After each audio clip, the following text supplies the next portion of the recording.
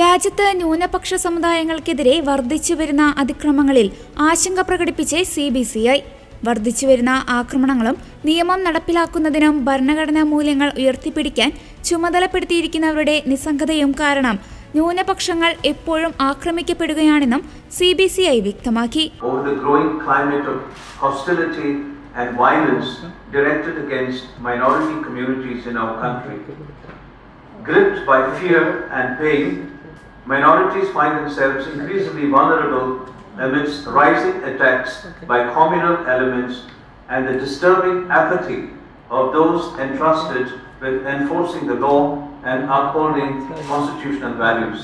2025 June 17 മഹാരാഷ്ട്രയിലെ കുപ്വാഡിൽ BJP MLA Gopichand പദൽക്കർ ക്രിസ്ത്യാനികൾക്കെതിരെ പൊതുജനങ്ങളെ പ്രകോപിപ്പിക്കുന്ന തരത്തിലുള്ള പ്രസംഗം നടത്തിയതിലേക്കും CBCI ശ്രദ്ധ ക്ഷണിച്ചു.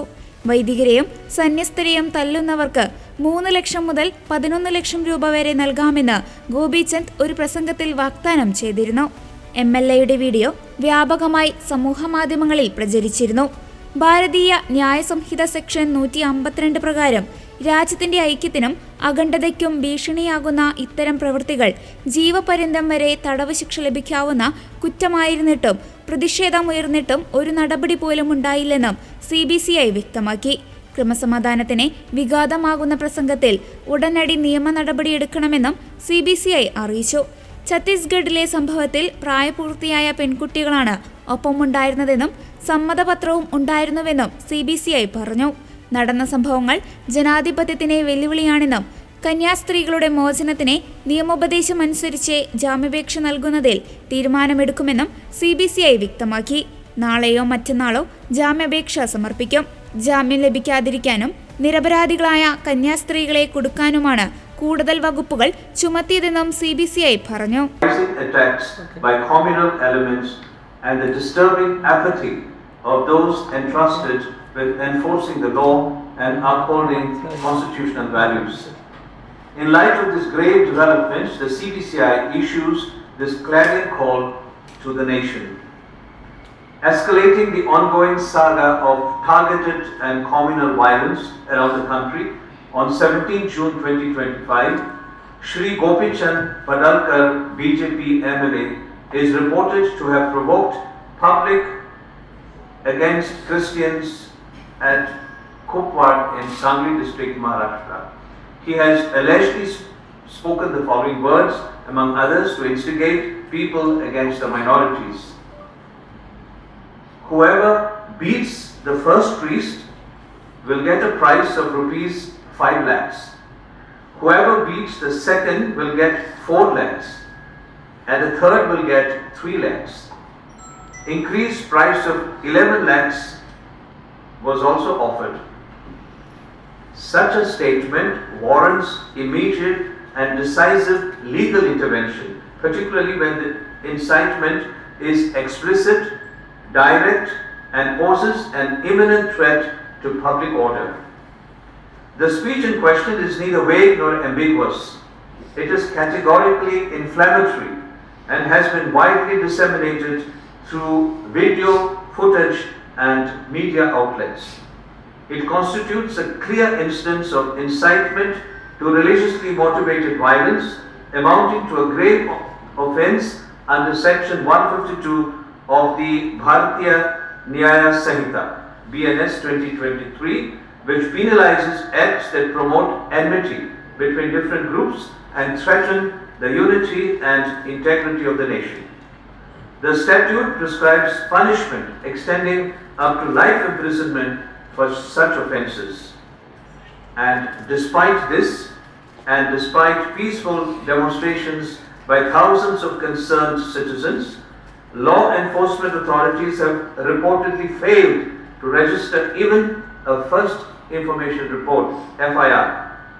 This inaction stands in stark contrast to the swift legal response often seen against students, activists, and opposition leaders for far less serious expressions, such as social media posts or peaceful dissent. Such selective enforcement constitutes a grave breach of the Constitution and reflects an alarming erosion of institutional impartiality. On the 25th of July 2025, yet another troubling incident occurred involving the arrest of two Catholic religious women at Durg railway station in Chhattisgarh, reportedly at the behest of communal elements. The sisters were arrested for accompanying two girls who were traveling with them.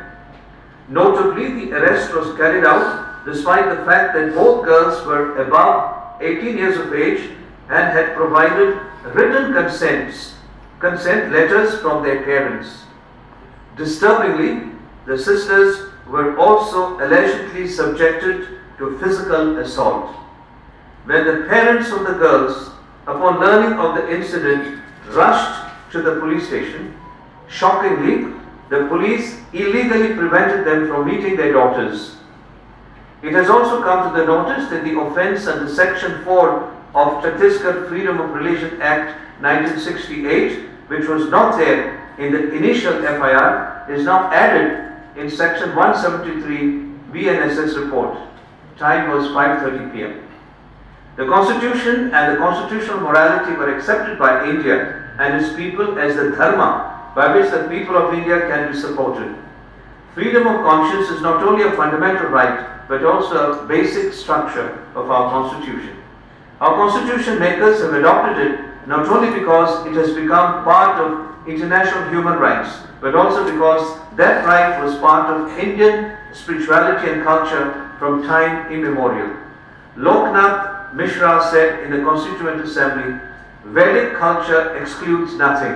Every philosophy and culture has its place. Duty towards neighbor was the foundation of faith in India. If we have sinned against a man who loves us, have ever wronged a brother, friend, comrade, the neighbor ever with us, or a stranger, or Varuna, remove from us the trespass, reads Rig Veda 5:85. That duty included non-interference in others' freedom of conscience, and in his book, An Ode to Fraternity, Justice Rohinton Nariman writes, the importance of understanding one's own religion and each other's religions and to practice what is good from all of them is the only way to live amicably and peaceably with each other. Humanity has progressed towards freedom, liberty and equality. Rather than taking lead in reversing that trend, the greatness of India should be to play a role in halting the haughty march of the powerful. And that is possible only if the current generation understand the undercurrents of the present day communal politics. Deconstruction of the constitutional state and communalization of independent institutions of Indian democracy are too serious to ignore. End of rule of law is anarchy and no nation can wish for it. Application of its duty by the courts is the beginning of it. Of late we have seen a Chief Justice of India holding court to decide allegations against himself and some others sitting before deities for divine help to decide serious and highly sensitive legal issues rather than taking recourse to the Constitution and the laws of our country. The latest trend of the higher court's judges preaching for a majoritarian rule in the country, keeping custody of sacks full of cash, etc., portend serious danger for our democracy. Considering the seriousness of the situation, the CBCI calls upon the nation and its people of goodwill, and in particular appeals to the Government of India and all political parties to rise to the occasion and to take appropriate constitutional steps to save the nation and its people. Thank you, Your Grace. You see, my dear friends, on one hand, someone is openly threatening minorities, telling people to beat the minorities, and he is moving out freely. And on the other hand, innocent sisters, nuns who work for the humanity are put behind bars.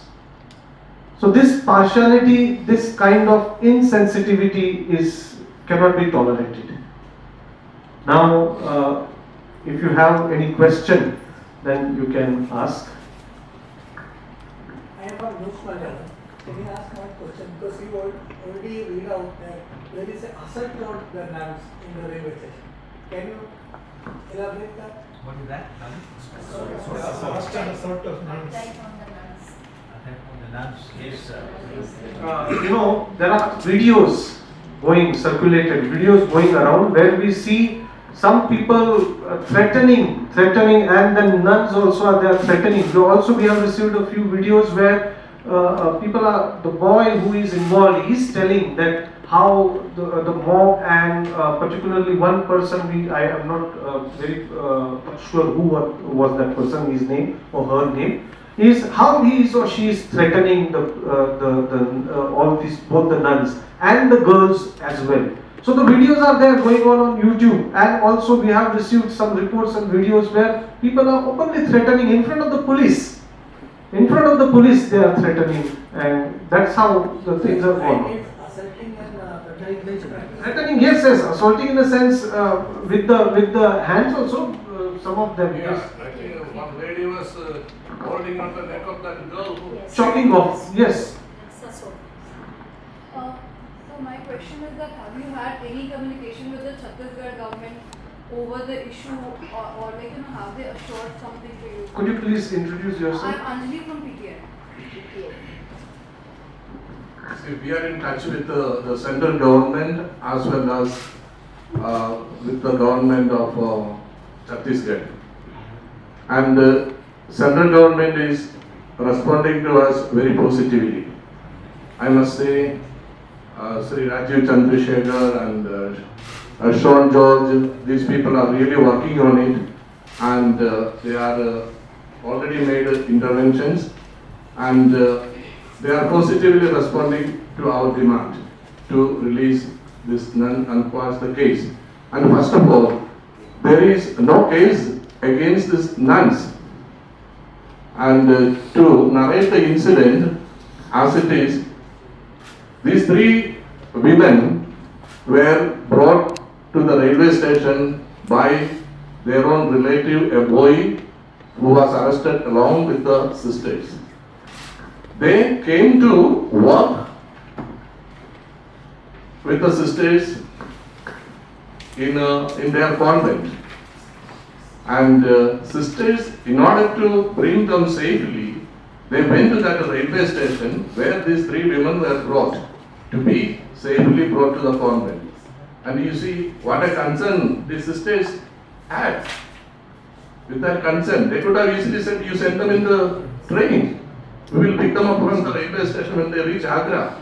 But their sisters, they paid them money and took the ticket and went to this Durg railway station to pick them up from the railway station.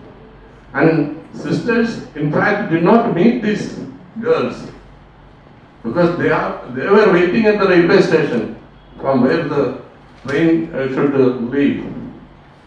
And the girls were interrogated by an auto rickshaw driver, and then auto rickshaw driver supposed to have communicated with other people around there, these hooligans or anti-social elements, and they are anti-national, I would call them. And these people are surrounding these girls and beating them up and forcing the sisters to come to the girls and threatening the girls to say what they dictate to them. And that is why one girl supposed to have said that they are converting and all. We don't have to convert, we don't do that. We don't believe in the forced conversion or any of such things. This slogan has to be stopped by all means by the people. And then sisters were forced to the police, railway police, and they were brought to the police custody and judicial custody. And sisters have not met these girls before, and they met them for the first time before the police there. I have two two questions to the Archbishop. Why no bail application moved to the court? First. Second one, which far right organization is behind this assault or attack? Why you are not naming anyone? Why no bail application was moved? Well, to move the bail application, we have to see also the timing of it and the whole environment, and the environment at the moment is so hostile, and also we have to actually prepare in a proper way the bail application. So therefore, I would request C.I. Jose to be able to explain exactly what would be the reason why the bail application at the moment has not been filed, and why. Moving bail application is a legal procedure that is to be followed. It is being C.I. Jose advocate who is assisting the CBCI center. Bail application is something which has to be specifically taken procedurally by the advice of the counsel who is dealing with the matter at that place. Probably the procedure, the required steps may not have happened. If not today, tomorrow that will be moving, or whenever that, according to the legal advice, that step will be taken. But what is important here is, if this kind of incidents happen every day at different parts of the country, is it not the duty of the police or the magistrate before whom the case is presented on the first day to look at the facts, to analyze it, to understand it and deal with the situation, where the facts on the face of it speaks that it is completely manipulated and forged, and at the instance of communal elements, should the court not take the action of itself? That's the constitutional and statutory duty of the court to take care of on the first day when the accused is being produced. So, bail application will happen in any case. That is a procedure we will follow. But today, our question, as far as the CBCI, the church is concerned, the question is how long you will put us into the courts and procedures and the other things. That's the issue we want to mention.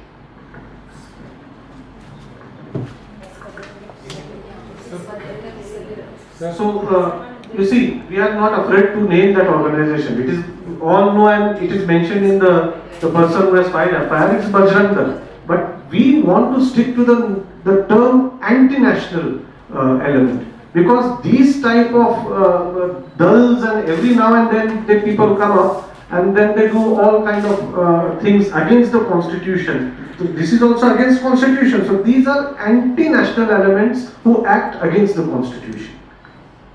Sir, Yeah, just a minute. I'm Jitu from Malayalam.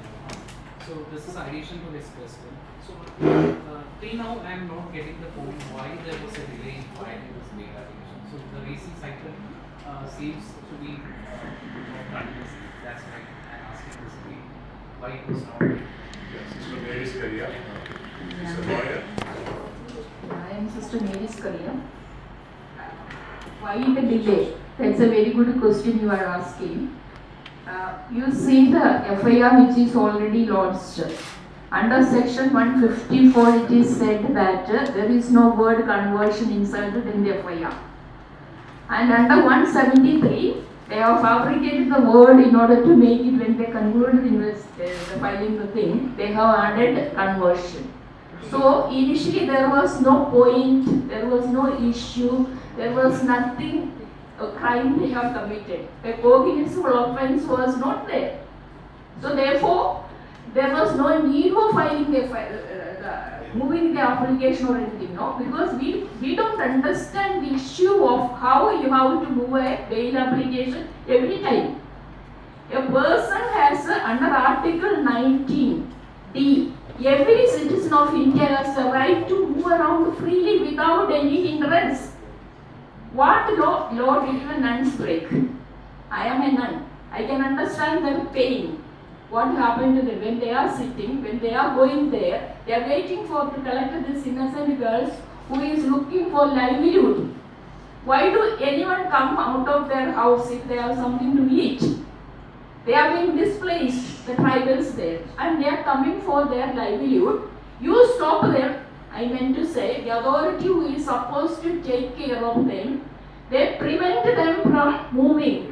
And you create in the name of that man who is Bajranga local Neda, Ratan Yadav, Bajranga in Narayanapur. He is declaring, saying that they are taking about conversion. Is anybody taking for conversion? They are about 18 years old, major girls going for livelihood.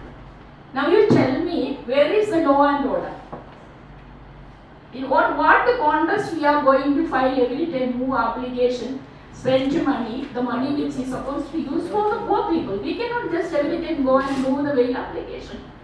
In order to assign a lawyer, I am not denying you should not be applying, but I am saying you see the consequence and the terror which is created around the people. I was in Ambala the other day, and sisters were nuns were in their habit. They had to return back. They were afraid to travel. You are creating a movement or a situation in the country wherein you make the nuns to sit at home, or you don't want them to travel in their costume. I have a right to wear what I wish to wear. The constitution permits me. The government should take every step in order to protect the fundamental right of every citizen, including the minorities. I have a right to believe in the faith under Article 25 of the Constitution. So you are asking me to file the bail. Why should I file when I have not done any wrong? I say they should be released. This is very painful because I walked with those sisters, put them in the train because they were afraid to travel. Where will we go? Where is the missionary which is supposed to take care of you? Every time bail. Why should this is the third incident in this month? Where is our government? What happens to them? They are supposed to be custodian of taking care of us. They are there declaring that you are converting. This is allegation every time I hear. If that be so, your own census says that. 2011 you have conducted a national census that says that you have only 2.3 the Christian population in India.